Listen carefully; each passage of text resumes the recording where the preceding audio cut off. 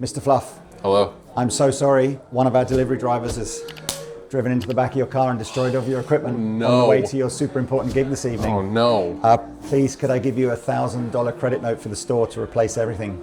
Yes, you can. Excellent stuff. That's the premise. Gig tonight with Dragged Under. You got $1,000, pounds. We'll go pounds, right? Because we're in England. Great. To buy whatever you need for the gig. So what would you? I mean, most guests will do a guitar, an amp, and a pedal. But you tell me. What do you need? I would need obviously a guitar. I don't know that I would need a pedal. It depends on what I would want for my amplifier, model, or real amp, or whatever. Yeah. I guess that depends. I guess for the Dragged Under gig, I would probably choose something digital, which would leave some wiggle room for a guitar, maybe.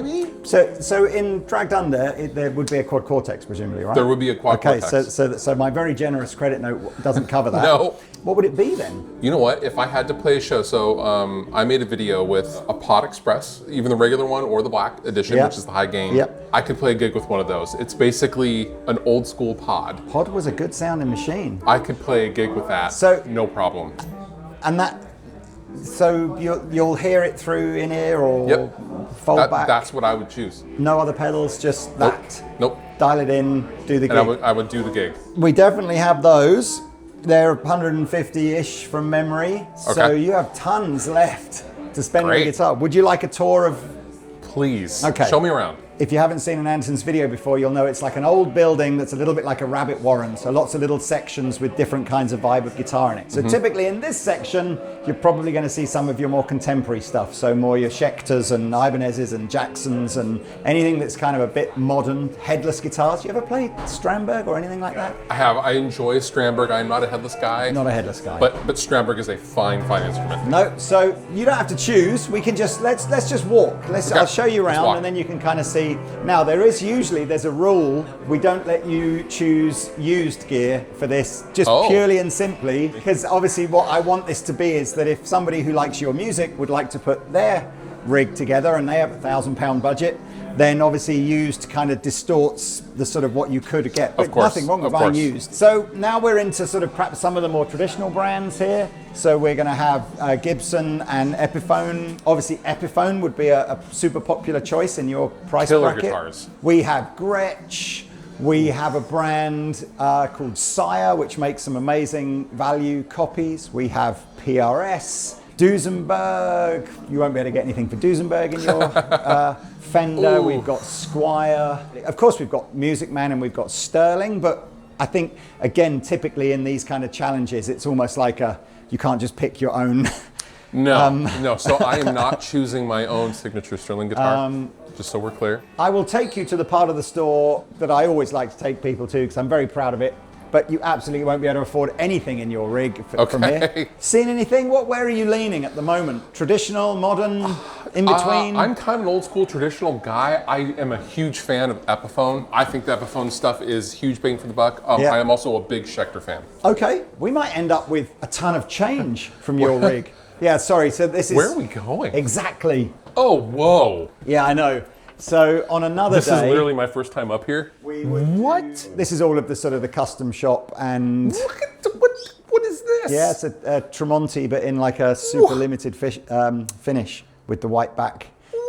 Yeah. This entire room got skipped over when I was getting shown around for the first time. This is incredible. Yeah, so this, funnily enough, we built this during COVID. And I don't know what they did to US retailers during COVID, but in the UK for about 6 months, like any kind of public space was just told to close. And we just thought, wow, it's a challenge on the one hand, but we thought we're never going to have another opportunity to really, really change the store around without it being really disruptive. Wow. So we built this. We did used to sell expensive guitars before, and on a busy Saturday, it was so difficult to give this kind of customer that slightly quieter, more chilled one-to-one experience because the main store gets so crazy busy. So we thought we'll give this a try, and this has been hugely successful. I think what's been fun as well is how we've been able to forge relationships with some of the less well-known brands as well. So we do all the rock and roll relic stuff from Castadosa and some Hanson stuff from Denmark, Italian brand called Bacci, but as well as doing all the sort of custom versions of Fender, Gibson, PRS. Anyway. Wow. This is what you can't have. Can't afford this. No, you can't afford this. And so we're going to look at Epiphone and Schecter, right? Different styles of guitars, however, both serve the same purpose for me sonically. Well, what we can do is we can take a couple into the studio and Great. you can kind of ultimately decide what you like the best. When you talk about Epiphone, are we just talking about a Les Paul? Or Yes. Yeah, so we're just talking Les Paul. Just a great Epiphone Les Paul, even the most inexpensive ones, in my experience, are phenomenal. I think you are going to end up with some change here because the Epiphone range goes from like a $599 Les Paul range up to like a $999 Les Paul range. So obviously we can't quite do the $999 ones, but you've just picked up a perfectly good example of what you could afford. You want to take that for a second? Yes. I mean, you've got budget now for, you know what you have got budget for? Ooh, tell me. I've just started stocking this fantastic take on a tube screamer from Warm Audio called the Fluff Drive. You ever heard of that? Tell me more. Yeah, maybe we should. Anyway, what have we got from Schecter? I always think as well, I should say, one of the things that we are restricted by in the world of Andertons is a shop that can display about 20% of all the guitars that we actually stock. Yes. If you ever go to our website, you'll see thousands and thousands of guitars that say in stock. And then you scroll a little bit further down, it'll tell you whether it's in the store or in the warehouse. We always say to customers that want to come here is do your little bit of research on our internet site first. So if there is anything you want to try, you can tell us a couple of hours before you, so before you get, like, as long as you phone us and go, look, I'm on my way to the store, I'd like to try the following guitars that you have in stock. Oh, that's amazing. We'll do all that. If you turn up and ask to do it, we'll still do it, but you have to hang around for like 2 or 3 hours to wait for the guitars to arrive.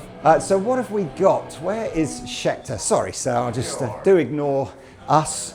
They look cool. This looks cool. Honestly, I'm gonna have to get a colleague to tell me how much some of this stuff is. I'm gonna guess here. But this Damien is probably, I believe, $499. $539, Demon 6. I think that's probably that, isn't it? So we're up to about $700 to $800 at the moment. So we've definitely got enough for a Fluff Drive. Okay, let's try the Fluff Drive and see which one of these guitars I'm playing the gig with. Nice, let's go. All right, let's go.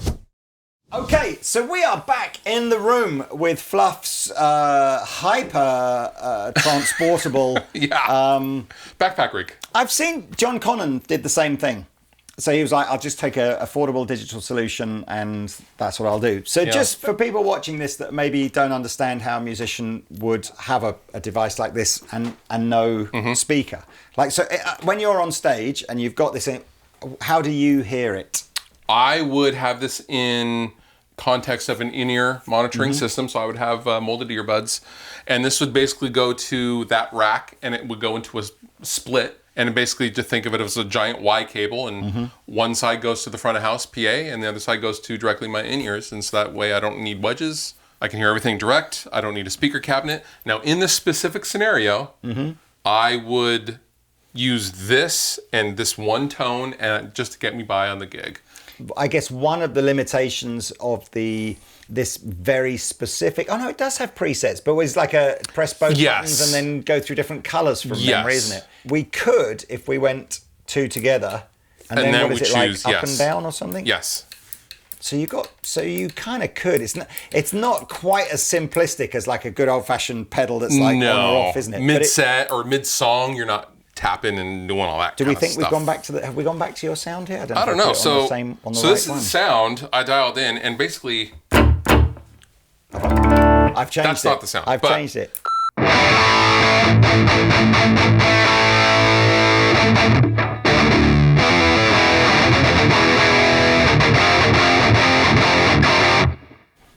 I mean, it does sound like a high gain amplifier coming through our little studio monitors, doesn't it? Basically, this would be the one tone that I would do for the whole set, and if I wanted anything less, I'd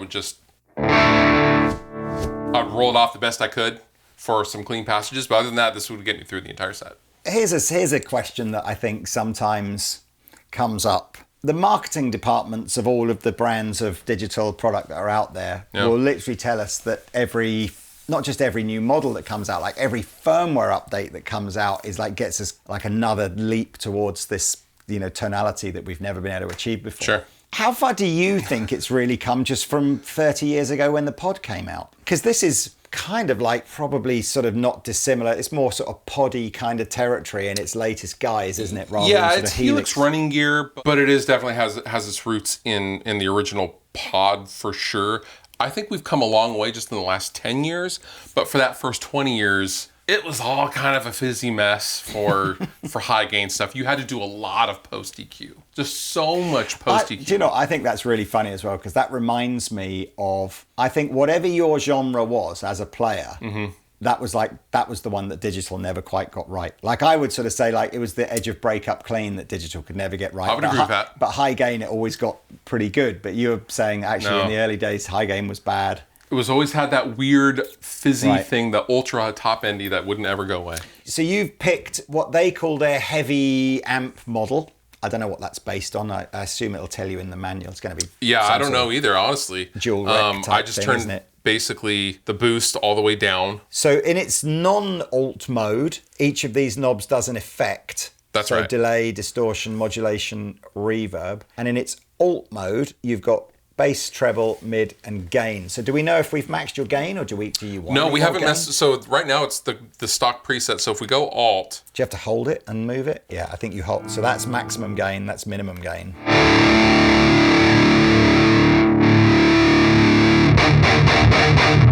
There-ish or less? let's go less, and let's try to use the Fluff drive. And then what about bass? Let's just halfway, mid, halfway. Sure. Yeah. Great. So pretty much everything flat, roughly. Basically. And then I would use this to goose some stuff, whether that is for long extended stuff or just extra chunk chorus sections, whatever it is. I don't know how this is going to sound. We haven't actually plugged this into this before we're rolling camera, so here we go.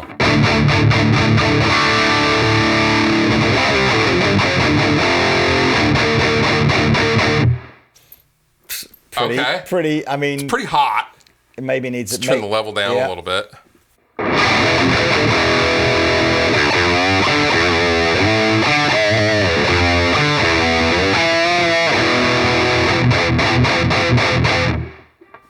I mean, pretty good. I'm guessing there's a gate in here and a gate in here, right? I'm guessing this is off. Let's turn the gate on and see if... Yeah, the gate's you can hear better it go. in there than in there, I think, isn't Pretty it? good. And we haven't even tried the Epiphone yet. Just under £150 for this. Slightly, obviously, This is, in terms of financially... This is more than that. Yes, this is more than that. So probably not going to see many people doing this, but you never know, Fluff will. Okay, so when we look at the guitars, objectively speaking, both got two humbuckers, probably got slightly longer scale length on the Schecter, different bridge assembly. Active versus passive. So there's a few things to choose between. What are you liking about the Schecter, other than the fact it looks cool? It does look pretty cool. The Schecter, I like a 25.5 inch scale whenever possible. That just is kind of what I grew up on. I was a Strat kid growing up. The actives, I honestly wish were passives. These are actually pretty good though. We should probably give the Epiphone a spin because it's gonna be, I'm guessing, a little bit warmer, a little less tight, I'm guessing. But this just feels good. And this feels like home to me. What's your standard tuning when you're playing guitar? I'm normally in drop C sharp. Okay, so drop D half step down. So what kind of string gauge would you have to have on that guitar versus that guitar for it to be right for you? Honestly, I use the same. Do you? I use basically the beefy slinkies. Which goes down to like a 56, 54? 54. 54. Burly slinkies, I guess, 11 to 54. Okay, because you've got a Les Paul, right? Versus a step. So are you in C sharp with those strings on it? It's still stable and... Yeah, I'll use the stop tail to kind of adjust. Not that it adjusts tension, so to speak, but it does kind of determine how slinky it feels. And I'll put the stop tail and the Les Paul all the way down. Okay. Well, I mean, if that's... And it's okay, so give us a couple of maybe some rhythm and lead or whatever, you know.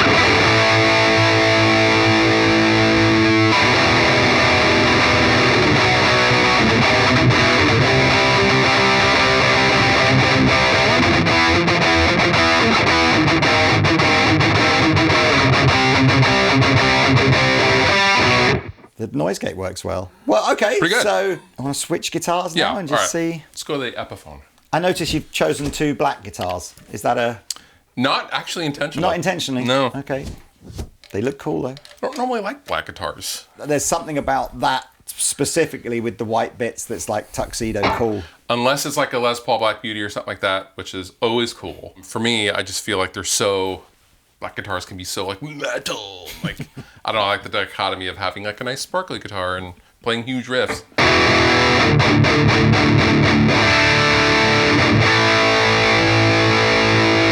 So right away, lower output, which I actually dig without the drive. A little warmer, a little rounder, more passive sounding, I guess. I kind of like the less, this feels less juiced out than the Schecter. Although the Schecter sounds great, this feels very, very good. I think that's some useful advice, particularly for perhaps younger players that are finding their way a little bit. I think what happened is, in the sort of pantheon of metal, early amps didn't have enough gain. So guitar players looked to pickup manufacturers and pedal manufacturers to create hotter products that would then get them more gain from their amplifier. EMGs. Yeah. Right. Then amps got more gain. Yes, they did. And if you take one of those very high output kind of guitars with high output from the pedal into an amplifier that's already got tons of gain, which we have got tons of gain, I think you just end up in muddy territory. Agree. And actually, if the amp's got loads of gain, I think the sound is way better if the guitar is actually underwound than, in my opinion. Let the amp do the work. I agree with that. Let's tune this a little bit. I'm going to turn this down. We're goosing this pretty hard, but let's tune this with the mid-sweep.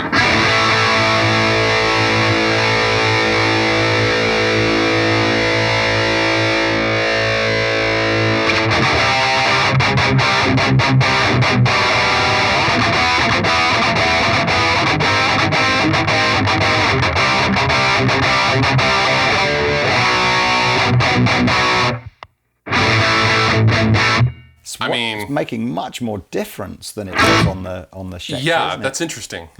It just isn't. It's like a night and day difference.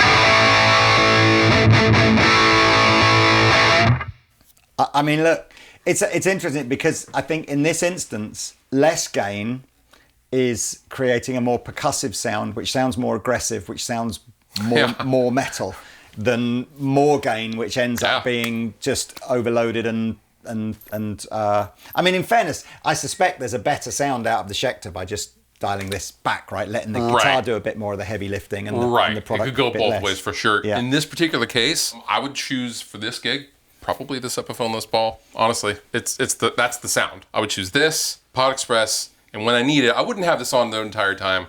I would have the Fluff drive on for specific parts, but generally speaking, I would probably have it on this setting. Does it roll down okay and click? Because that's always the criticism with the older digital.